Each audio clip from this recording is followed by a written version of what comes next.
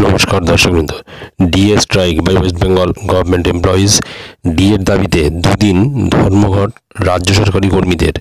আরও একদিন কাজ হবে না অফিসে। সাম্প্রতিক প্রকাশিত এই প্রতিবেদনটি আমরা বিস্তারিত জেনে নেব।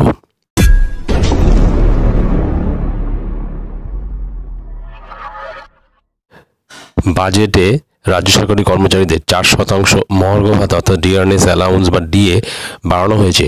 তাতে অবশ্য চিড়ে ভিজছে না, বরং কেন্দ্রীয় হারে মহার্ঘ ভাতার দাবিতে 1 মাসের মধ্যে কর্মবিরতি, ধর্মঘট এবং মিছিলের ডাক দিল রাজ্য সরকারি কর্মচারীদের সংগঠন সংগ্রামী যৌথ মঞ্চ।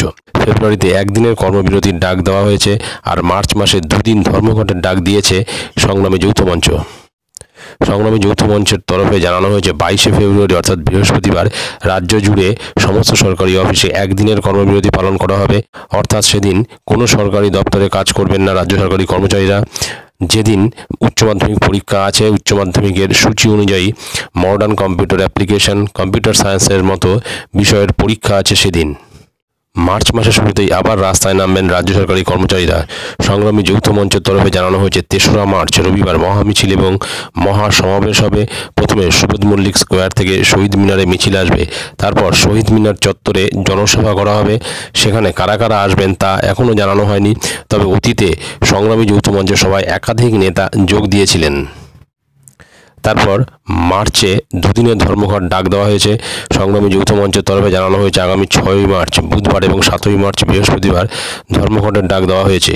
ওই 2 দিন রাজ্যের সমস্ত সরকারি অফিস, স্কুল, কলেজে ধর্মঘট পালন করা হবে বলে সংগ্রামী যৌথ মঞ্চের তরফে জানানো হয়েছে।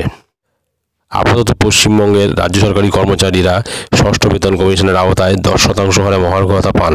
তারই মধ্যে বৃহস্পতিবার রাজ্য বাজেটে পশ্চিমবঙ্গের রাজ্য সরকারি কর্মচারীদের 4% ডিএ বৃদ্ধির ঘোষণা করা হয়েছে, যা 2024 সালের মে মাস থেকে কার্যকর হবে।